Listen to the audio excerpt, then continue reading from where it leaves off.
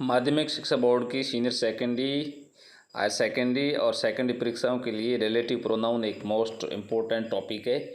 आज की वीडियो के अंदर हम आपको रिलेटिव प्रोनाउंस के बारे में पढ़ा रहे हैं, लेकिन ये वीडियो शुरू करें उससे पहले आप इस चैनल को सब्सक्राइब कर लीजिए ताकि सेकेंडरी बोर्ड के एनसीईआरटी सिलेबस पर आधारित सारे पाठ्यक्रम की वीडियो आपको समय से प्राप्त हो सके। आशा करता हूँ आपने कर लिया होगा अभी सब्सक्राइब, तो करो। आज रिलेटिव प्रोनाउंस का वीडियो अब करते हैं शुरू। रिलेटिव प्रोनाउंस यानी संबंधवाचक सर्वनाम, यानी एक वाक्य के अंदर दो जो क्लॉज होते हैं उसको आपस में जोड़ने के लिए, यानी उसमें रिलेशन स्थापित करने के लिए जो शब्द प्रयोग में लिए जाते हैं उन्हें रिलेटिव प्रोनाउन कहते हैं। वह प्रोनाउन जो दो वाक्यों को जोड़ता तथा पूर्ववर्ती संज्ञा शब्द एंटीसीडेंट नाउन से संबंध जोड़ता है, रिलेटिव प्रोनाउन कहलाता है। यहाँ पर 4 उदाहरण दिए गए हैं। This is the camera which I have recently bot. यहाँ देख रहे हैं दिस इज़ द कैमरा, पहला वाक्य, आई हैव रिसेंटली बॉट दूसरा वाक्य। इन दोनों को विच शब्द जो कि अभी आप देख रहे हैं ये विच, इसके द्वारा दोनों को जोड़ दिया गया है। This is the camera which I have recently bot, ये वो कैमरा है जो मैंने अभी अभी खरीदा है। दूसरा वाक्य देखें, you can buy the books, तुम पुस्तकें खरीद सकते हो। यू नीड, तुम्हें ज़रूरत है तो। अब इसको दैट के द्वारा जोड़ दिया गया। दैट क्या है, एक तरह से दो वाक्यों को कनेक्ट कर रहा है, इसलिए अपन इसको रिलेटिव प्रोनाउन को कनेक्टिव भी कह सकते हैं। You can buy the books that you need, तुम वो पुस्तकें खरीद सकते हो जिसकी तुम्हें ज़रूरत है। तीसरा वाक्य, the boy home you helped is poor, बच्चा या लड़का जिसकी तुमने सहायता की वो गरीब है। तो गरीब लड़के से और तुमसे जो संबंध स्थापित कर रहा है वो है होम, बॉय से। इसी प्रकार से the man who stole your purse has been arrested, आदमी जिसने तुम्हारा बटुआ चुराया वो क्या है, गिरफ्तार हो चुका है, अरेस्टेड हो चुका है। तो यहाँ पर वो शब्द क्या कर रहा है, द मैन से और तुम्हारे पर्स से आपस में संबंध स्थापित कर रहा है। तो इस प्रकार से दो उपवाक्यों को जोड़ने वाले संबंध स्थापित करने वाले शब्द रिलेटिव प्रोनाउन कहलाते हैं। ये है 4, विच, दैट, हुम, हु, ये मैंने 4 उदाहरण दिए गए हैं। अब इसको अपन याद रखें किस रूप में, कि जिस नाउन से रिलेटिव प्रोनाउन अपना संबंध जोड़ता है वह एंटीसीडेंट यानी पूर्ववर्ती संज्ञा कहलाता है, और रिलेटिव प्रोनाउन का नंबर, जेंडर और पर्सन अर्थात वचन, लिंग और पुरुष उसके एंटीसीडेंट के अनुसार होते हैं, क्योंकि रिलेटिव प्रोनाउन दो वाक्यों को जोड़ने में कनेक्टिव की तरह कार्य करता है। ये आप स्पष्ट रूप से ध्यान रखें। रिलेटिव प्रोनाउन के अंदर अपन सबसे पहले पढ़ते हैं हु को। हु जिसका रिलेटिव प्रोनाउन के रूप में प्रयोग करने पर अर्थ होता है जो या जिसने, लेकिन अगर इसको क्वेश्चन टैग के रूप में स्थापित करें तो यू का अर्थ होता है क्वेश्चन के रूप में हु यानी कौन, लेकिन रिलेटिव प्रोनाउन में इसका अर्थ होगा जो या जिसने। तो हु का प्रयोग नॉमिनेटिव केस कर्ता कारक में पर्सन और व्यक्ति के लिए किया जाता है, पर्सन यानी व्यक्ति के लिए किया जाता है। जैसे पहला वाक्य दिया है, the man who teaches you is my father, आदमी जो तुम्हें पढ़ाता वो मेरे पिताजी है। तो इसमें हु से पहले शब्द आया है मैन यानी पूर्ववर्ती शब्द, तो इसको कहेंगे एंटीसीडेंट। ये शब्द याद रखना, एंटीसीडेंट यानी रिलेटिव प्रोनाउन का जो वर्ड होता है, जैसे यहाँ पर इस वाक्य में हु है तो हु से पहले आया मैन, ये एंटीसीडेंट यानी पूर्ववर्ती संज्ञा शब्द है। और दूसरा, teaches you in my, you is my father, जो तुम्हें पढ़ाता है वो मेरे क्या है, पिताजी। The man who teaches you is my father, आदमी जो तुम्हें पढ़ाता है वो मेरे पिताजी है। तो जो पढ़ाता है वो यानी पढ़ाने वाले और उस आदमी के अंदर जो तुम्हें पढ़ाता है उसमें संबंध स्थापित करने वाला शब्द है who, it is relative pronoun. Ram gave me this book who is your friend, Ram जिसने ये पुस्तक दी वो तुम्हारा मित्र है। तो यहाँ पर तुम्हारे मित्र और राम के अंदर यहाँ पर राम व्यक्ति है, ये एंटीसीडेंट है यानी संज्ञा, इससे पहले आया वो शब्द है, संज्ञा शब्द है। किससे पहले, हु रिलेटिव शब्द से पहले। तो Ram gave me this book who is your friend, Ram ने मुझे पुस्तक दी जो कि तुम्हारा मित्र है। The boy who won the prize is my son, लड़का ये पहले शब्द, फिर who relative pronoun, won the prize is my son यानी लड़का जिसने इनाम जीता वो मेरा पुत्र है। तो इस सन से और बॉय जो तुम से और उस लड़के से संबंध स्थापित करने वाला शब्द है who. I know mister S R Khot who teaches you English, मैं श्रीमान एस आर खोत को जानता हूँ जो तुम्हें अंग्रेजी पढ़ाते हैं। तो अंग्रेजी पढ़ाने वाले टीचर और आपके जानने के अंदर संबंध स्थापित करने वाला शब्द कौन है, who, it is relative pronoun. God helps those who helps themselves, it is plural sentence. यानी कि बहुवचन वाक्य है कि ईश्वर उनकी मदद करता है जो अपनी मदद खुद करते हैं। जो अपनी मदद खुद करते हैं ईश्वर उनकी मदद करता है। तो जो शब्द है वो हु के द्वारा यहाँ पर प्रोड्यूस हुआ है। यहाँ ध्यान देने योग्य बातें और परीक्षा के लिए याद रखने की बातें नोट करें। रिलेटिव प्रोनाउन का प्रयोग एंटीसीडेंट पर्सन के तुरंत पश्चात किया जाता है। यहाँ पर आप देखें पहले वाक्य में मैन एंटीसीडेंट, दूसरे में राम एंटीसीडेंट, तीसरे में बॉय एंटीसीडेंट, चौथे में एसआर खोत एंटीसीडेंट, पाँचवें में दोज एंटीसीडेंट। इन सब के बाद में यानी एंटीसीडेंट यानी पूर्ववर्ती संज्ञा के तुरंत बाद में क्या आता है? हु आता है। ये क्या है? हु रिलेटिव प्रोनाउन है। हु का प्रयोग सिंगुलर प्लूरल दोनों वाक्यों के साथ किया जा सकता है। दोनों आपने देखी है। उदाहरण 5वां जो वाक्य है वो प्लूरल सब्जेक्ट का है, प्लूरल सेंटेंस है। God helps those who helps themselves, भगवान उनकी मदद करता है जो अपनी मदद खुद करते हैं। तो इससे स्पष्ट होता है कि ये वाक्य बहुवचन है, बाकी सारे सिंगुलर नाउन है। इसका मतलब हु का प्रयोग सिंगुलर और प्लूरल दोनों प्रकार के नाउन के साथ किया जा सकता है। और ध्यान देने योग्य बात है कि निर्जीव संज्ञाओं के लिए हु का प्रयोग नहीं किया जाता। It is most important, you have to learn it.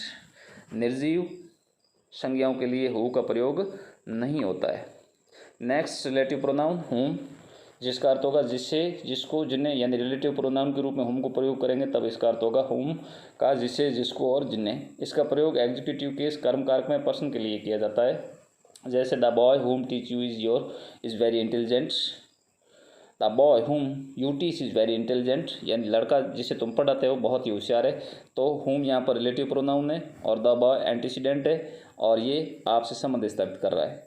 तो यहाँ पर देखें हुम के पहले भी एंटीसीडेंट यानी नाउन है और उसके बाद भी एक कोई व्यक्ति है यू तुम, ये भी नाउन है।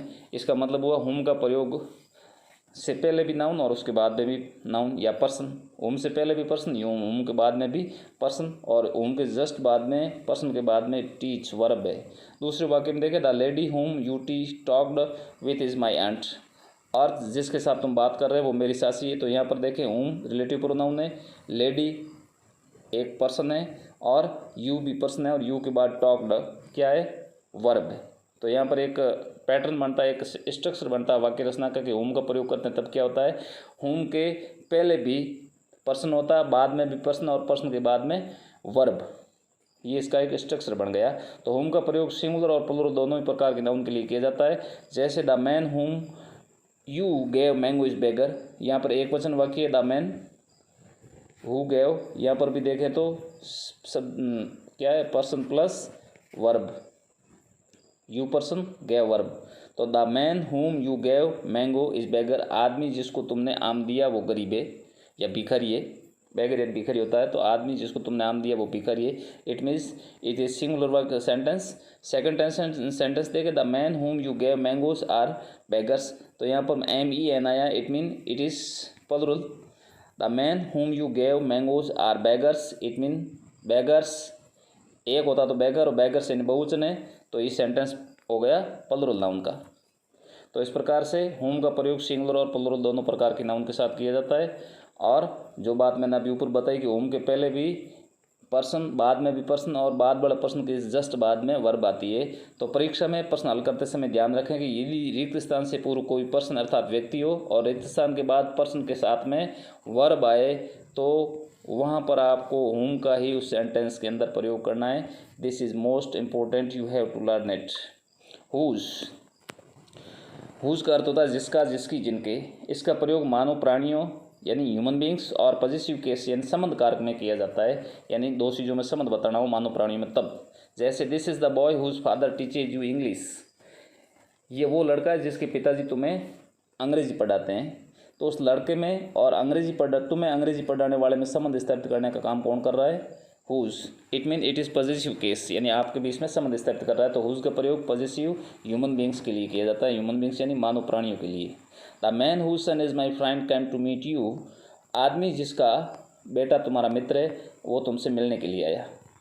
नहीं, the man whose son is my friend यानी आदमी जिसका बेटा मेरा मित्र है वो तुमसे मिलने के लिए आया। तो उस आदमी में और जो तुमसे मिलने में आया उसके लिए संबंध स्थापित करने वाला शब्द है हुज। हुज का प्रयोग कभी कभी निर्जीव वस्तुओं और जानवरों के लिए भी किया जाता है, यानी कभी कभी, हमेशा नहीं। ध्यान रखें कभी कभी ऐसे सेंटेंस होते हैं कुछ शर्तों के साथ जिसमें निर्जीव वस्तुओं के लिए भी आ जाता है। जैसे this is the old car whose parts are not available now, ये वो पुरानी कार है जिसके पुर्जे अभी बाज़ार में उपलब्ध नहीं है। तो ये निर्जीव चीज़ है कार, फिर भी उसके लिए जिसके शब्द के लिए हुज का प्रयोग हुआ, जिसके पुर्जे उपलब्ध नहीं है। The sun whose rays gives us light also gives us life. सूर्य जिसकी किरणें हमें प्रकाश देती है वो हमें जीवन भी देती है। तो सूर्य कोई सजीव नहीं है, इट मीन ये निर्जीव है, तो निर्जीव के लिए भी हुज का प्रयोग होता है। हुज का प्रयोग सिंगुलर और प्लूरल तथा मास्कुलिन और फेमिनिन जेंडर्स के लिए समान रूप से किया जाता है, अर्थात एकवचन और बहुवचन, स्त्रीलिंग और पुल्लिंग सब के लिए उसका प्रयोग होता है। उदाहरण देखें, पहला, the man who shirt is red is my uncle. आदमी जिसकी कमीज़ लाल है वो मेरे चाचा जी हैं। तो आदमी की, कमीज़ की और मैन की इसकी संबंध स्थापित करने वाला कौन है? Whose. The lady whose eyes are blue is my aunty. और जिसकी आँखें नीली है वो मेरी चाची है। तो औरत का आपसे संबंध स्थापित कौन कर रहा है? Whose. It means whose is relative pronoun. The boy whose shirts are white are my friends. या ये प्लूरल है, देख लें, बॉयज़ यानी बच्चे, लड़के यानी लड़के जिनकी कमीज़ सफ़ेद है वो मेरे मित्र है। तो आपके मित्र और लड़कों के बीच में संबंध स्थापित करने वाला शब्द है whose. Whose is relative pronoun. Which, next relative pronoun है विच। विच का अर्थ होता है जो, जिसे, जिसने, जिसको, जिन्हें, जिन्हें आदि। इसका प्रयोग लाइफलेस थिंग्स यानी निर्जीव वस्तुओं, जिसमें जीव नहीं होता उसको निर्जीव कहते हैं, और एनिमल्स यानी जानवरों के लिए किया जाता है। तो विच का प्रयोग लाइफलेस थिंग्स या मोस्ट इम्पोर्टेंट चीज़ याद रखें कि विच का प्रयोग हमेशा किसके लिए होगा? लाइफलेस थिंग्स यानी निर्जीव वस्तुओं के लिए, और दूसरा किसके लिए होगा? जानवरों के लिए। इसका मतलब विच का प्रयोग मनुष्यों के लिए नहीं होता है। ये बात ध्यान रखनी है कि विच का प्रयोग मनुष्य के लिए, ह्यूमन बींग्स के लिए नहीं होता है। The book which you suggested is very helpful. पुस्तक जिसका आपने सुझाव दिया बहुत ही उपयोगी है। तो पुस्तक में कोई जीव नहीं होता, इसलिए यहाँ पर विच रिलेटिव प्रोनाउन आया, जिसका कि तुम्हें सुझाव दिया गया बहुत उपयोगी है। इट मीन आपको सुझाव देने वाले और बुक के बीच में संबंध स्थापित करने वाला शब्द है which. The dog which you bought was black. कुत्ता जिसको तुमने खरीदा काला था। तो कुत्ते में खरीदने के अंदर संबंध स्थापित करने वाला तुम्हारे बीच में कौन है? विच। कुत्ता जिसको तुमने खरीदा, यानी तुम्हारे और कुत्ते के बीच में संबंध स्थापित करने वाला शब्द है which. It is relative pronoun. यहाँ पर डॉग एक एनिमल है। अभी बताया था कि विच का प्रयोग जानवरों के लिए और लाइफलेस थिंग्स यानी निर्जीव वस्तुओं के लिए होता है।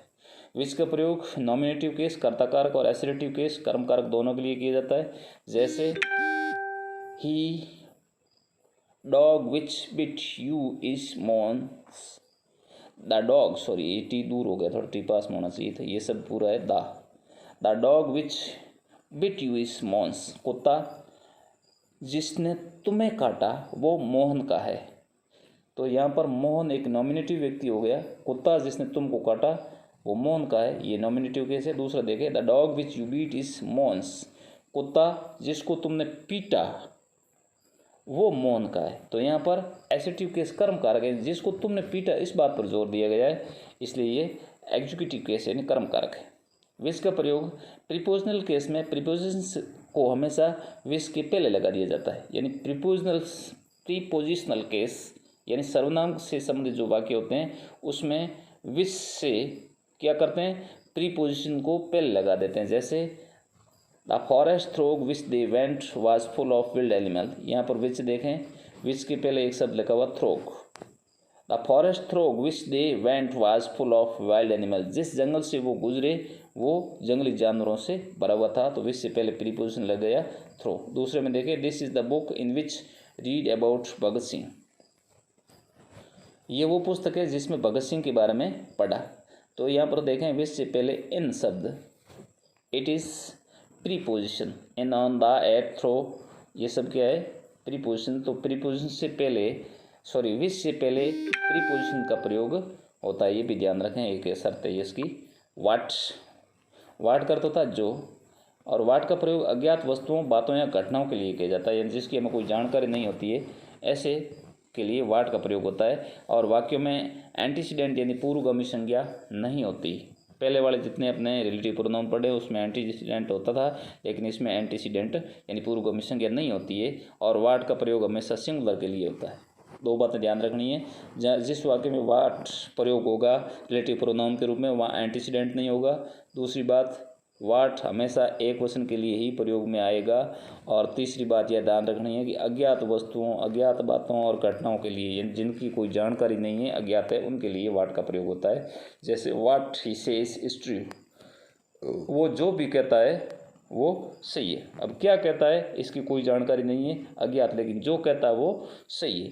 तो what he says is true, ये एक सब्जेक्टिव हो गया। यहाँ पर व्हाट का प्रयोग सब्जेक्ट के रूप में होगा कि जो वो कहता है वो सही है, जो वो कहता है वो सही।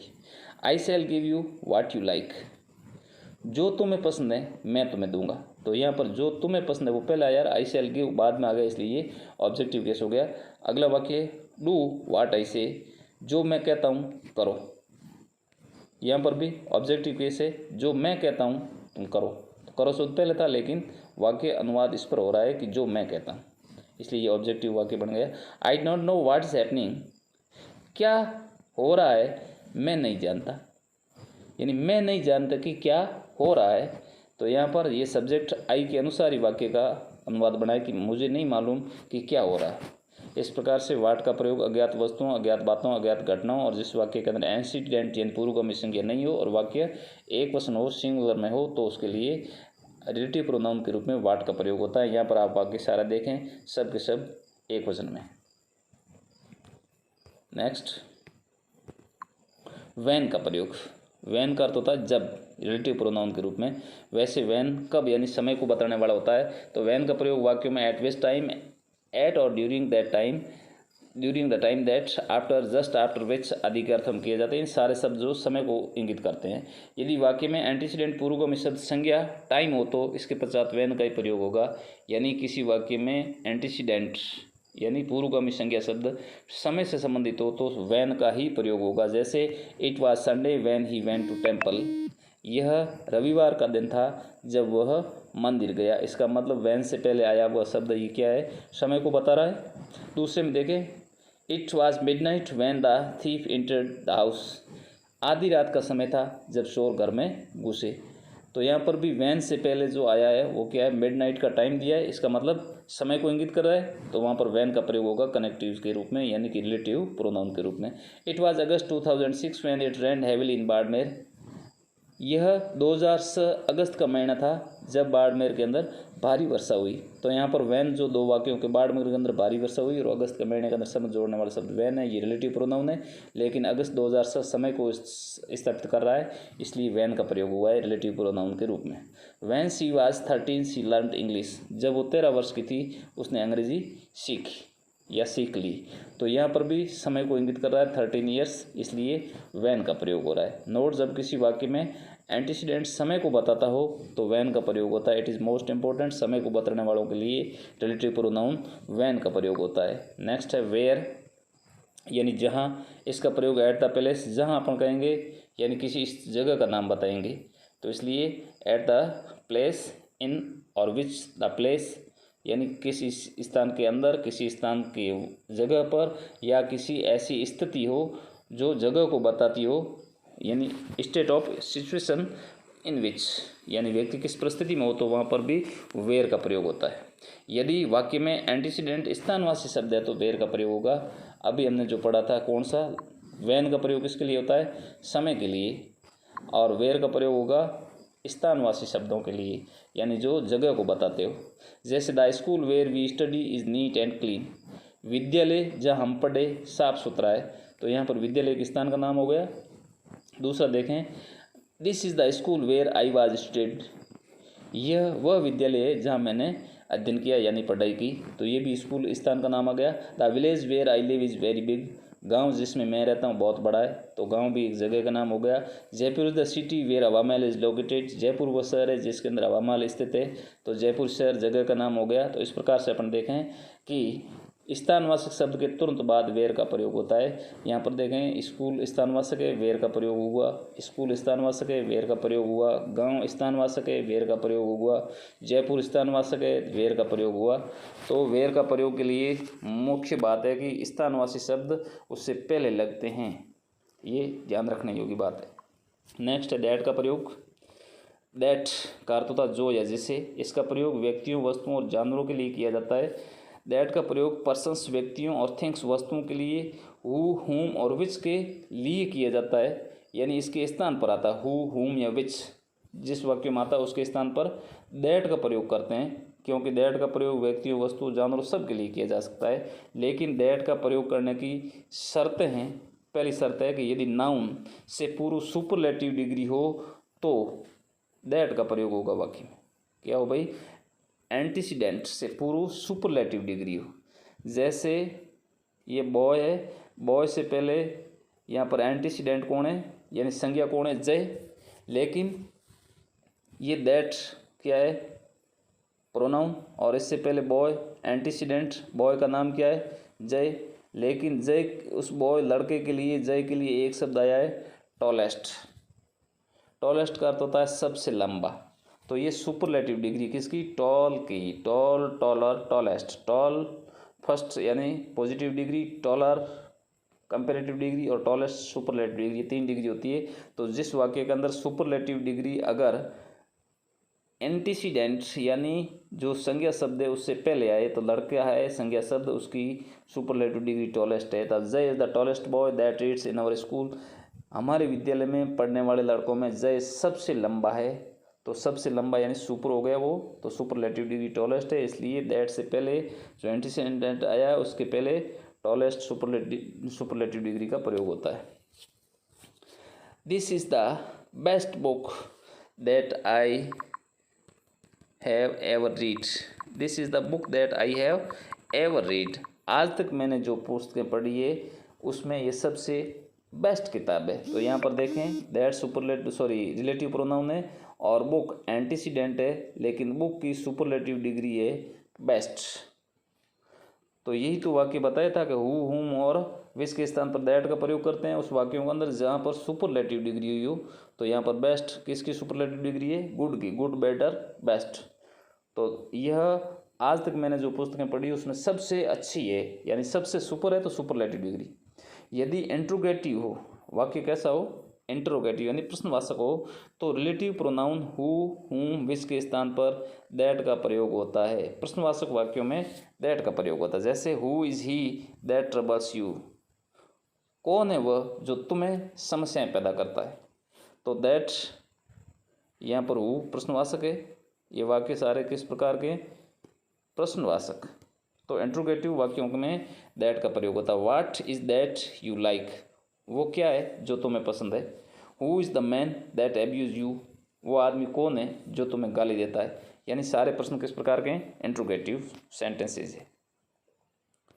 Next, only, any, some, all, nothing, no one, nobody, anybody, anything, none और लिटिल।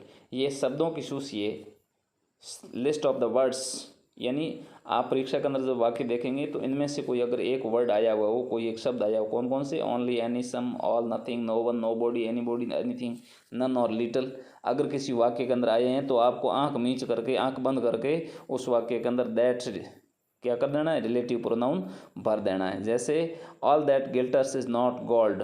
चमकने वाली सारी चीज़ें सोना नहीं होती। यहाँ पर शब्द क्या देखा हमने? ऑल। ऑल देखते ही पता लग गया कि इसके अंदर दैट आएगा। इसी प्रकार से दूसरा वाक्य अपन देखें तो this is the same person that you beat. यह वही व्यक्ति है जिसको तुमने पीटा। तो यहाँ पर क्या शब्द आया? सेम। यहाँ पर देखें ये पड़ा सेम, तो सेम शब्द आ गया इसलिए दैट भर दिया। सिर्फ यही देखना है कि रिलेटिव प्रोनाउन में ये जो शब्दों की लिस्ट है उसमें कोई एक शब्द आ जाता है उस सेंटेंस के अंदर तो वहाँ पर अपने को दैट भर देना। दूसरे के अंदर देखें, man is the only creature lives in houses. आदमी केवल ऐसा प्राणी है जो घरों में रहता है। तो यहाँ पर देखें ओनली। नीचे वाला वाक्य में देखें तो नन। ये कहाँ है पर भाई? ये पड़ा नन, ये पड़ा ओनली। It's okay. तो इस प्रकार से ये जो शब्द आते हैं उसके लिए रिलेटिव प्रोनाउन दैट का प्रयोग होता है। यदि वाक्य में दो एंटीसीडेंट पूर्वगामी शब्द, दो एंटीसीडेंट यानी संज्ञा शब्द कितने हो? दो। पहले क्या हो? रिलेटिव प्रोनाउन से पहले व्यक्ति प्लस वस्तु। जैसे ये वाक्य यहाँ पर दैट रिलेटिव प्रोनाउन है, यहाँ पर या दूसरा हो सकता है व्यक्ति प्लस जानवर, यानी दोनों में से कोई एक हो। जैसे देखें यहाँ पर दैट से पहले मैन और डॉग। इस वाक्य के अंदर दो क्या है? एक आदमी और एक जानवर। तो रिलेटिव प्रोनाउन से पहले दो या तो व्यक्ति और वस्तु हो या व्यक्ति और जानवर हो तो दैट का प्रयोग होता है। तो इस वाक्य के अंदर पहले के अंदर the man and the dog that you see live with the next door, यानी आदमी और कुत्ता जो तुम देख रहे हैं वो आपके पड़ोस में ही रहते हैं। तो यहाँ पर आदमी और कुत्ता यानी एक व्यक्ति और एक जानवर है, इसलिए दैट का प्रयोग हुआ। दूसरे के अंदर देखें, the boy and the puppy that playing in garden look very nice. यहाँ पर भी एक आदमी है और दूसरा जानवर है, इसलिए यहाँ पर दैट रिलेटिव प्रोनाउन आया है। वाक्य का अर्थ हुआ the boy and the puppy that playing in the garden look very nice. लड़का और कुत्ते का बच्चा जो बगीचे के अंदर खेल रहे हैं बहुत सुंदर दिखाई दे रहे हैं। इस प्रकार से ये सब याद रखना है कि अगर किसी वाक्य में एंटीसीडेंट व्यक्ति प्लस वस्तु हो, दो चीज़ें साथ में हो, या व्यक्ति प्लस जानवर हो तो वहाँ पर दैट का प्रयोग रिलेटिव प्रोनाउन के रूप में होता है। यदि प्रीपोजिशन का प्रयोग रिलेटिव क्लॉज की वर्ब के पश्चात हुआ हो तो दैट का प्रयोग होगा, ना कि हु, होम या विच का। जैसे यहाँ पर देखें, I know the house that he lives in, मैं उस घर को जानता हूँ जिसके अंदर वह रहता। तो यहाँ पर देखें रिलेटिव प्रोनाउन ये क्या भाई, प्रीपोजिशन वाक्य के अंत में आया, रिलेटिव क्लॉज के अंत में आया, इसलिए दैट का प्रयोग होगा। This is the book that I told you about, ये वो पुस्तक है जिसके बारे में मैंने तुमको बताया। तो यहाँ पर प्रीपोजिशन दैट है जो सबसे अबाउट है, सॉरी, जो सबके बाद में आया है। इस प्रकार से टुडे आई कंप्लीटेड